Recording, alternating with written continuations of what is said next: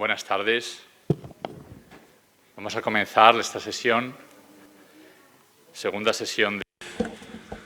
We're now kicking off with the second session of our conference, and I wanted to deliver a very brief introduction of this intense and rich afternoon session that we're looking forward to. Yesterday we spoke about anthropology, which is behind the issue of sexuality and also allows us to understand the role played by medicine and the work done by doctors to be able to work in the field of health and fertility. The term health in many languages, in English it's health, and in Spanish it's salud, and they always come from the same root. Well, different roots, but they mean the same thing. And, well, this means integral. It has to do with health, sabrad, integrity, and health. We can see that in the relationship with the whole. So that's why you said yesterday you could not heal the body without bearing in mind the human person in its fullest dimension. Today we want to talk about coaching and how in the specific situation of a world so that we can experience that true love, it's necessary to coach this person. John Paul II spoke about the pedagogy of the body. So this is what we want to do this afternoon. How can we live that way? Is it possible? Is this one of those abstract goals?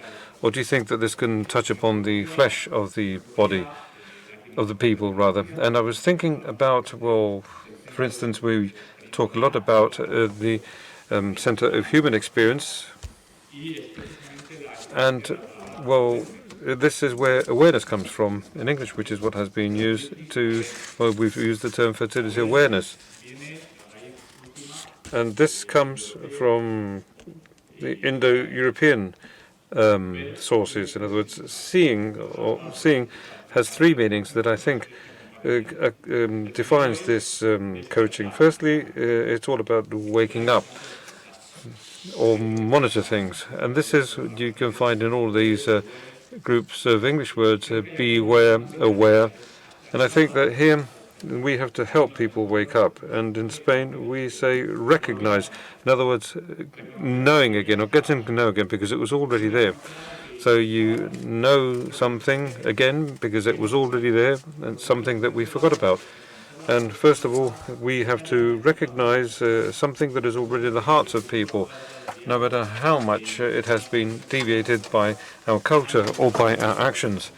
In the heart of man, there's an appeal that says that the language of love is always within the person. So the verb to see has another meaning that in Spain has given rise in Spanish to guardar. It's like awareness and guardar come from the same root. And guardar means that you custody something. You keep an eye on something because you put something away. You put it under custody, and you do so actively. And this is where I think we have the second element that would also allow us to understand what coaching means. It doesn't suffice to recognize, but rather we have to act. We have to put under custody something that has been given to us. It has to be active custody, because what you put under custody, in this case fertility and sexual relationships, well, what you're doing is putting your future under custody. It's not something that only belongs to the past, but it's something that what we're doing is we're focusing on freedom or liberty. And this is where what we have to do is help regenerate the moral subject. In other words, we have to help regenerate the individual so that he or she can understand that they have resources to live in that manner. And finally, I'm going to conclude with this before I give the floor to the speakers. The word to see, or the verb to see in Latin is vereri, which in Spanish means to reverence. And when we say reverence, it's there. It's in the same root as awareness, and that's the same. Reverenciar implica que hay un misterio en lo que se nos ha dado. Means that there's a mystery in what we have been given. You reverence something when it's far beyond us. And well, by coaching, what we are supposed to do is discover the mystery we have inscribed in sexuality and fertility. In other words, we have to recover our amazement. And John Paul II spoke about the dawn of mercy, and this is specific in family life, and it's all about discovering in your body something that is mysterious that allows us to have a wonderful life. In other words, discovering in the life our openness to the Creator who's behind all of these things that we're talking about. And the body also talks about a language that we have created and which gives us hope that goes beyond our own forces. So with this hope of being able to coach, to awaken and to reverence, we are going to open this session this afternoon.